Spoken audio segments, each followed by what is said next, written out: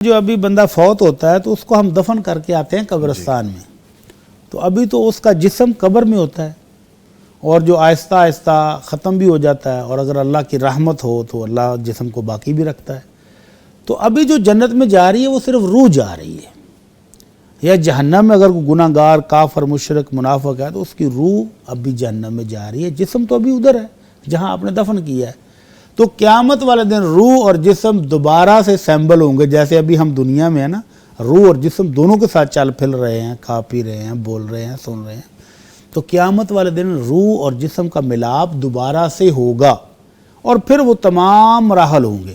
لیکن یہ پریشان نہ ہوں کہ مومنوں کو بھی پیاس لگے گی اور مومنوں کو بھی سختیاں برداشت کرنے پڑیں گی۔ اللہ رب العزت فرماتے ہیں الا